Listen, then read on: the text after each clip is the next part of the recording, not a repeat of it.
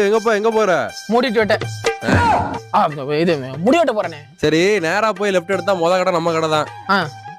அங்க போய் வெட்டிக்க. சரி சரி சரி அண்ணே வாப்பா மூடிட்டு வெட்டணும்னே. இது முடி வெட்டணும்னே. வெட்டின போ எந்திரி.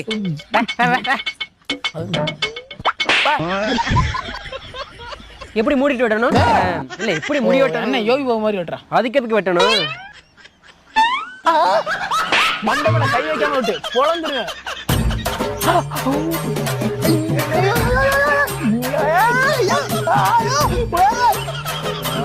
வேலையே வேணாடா.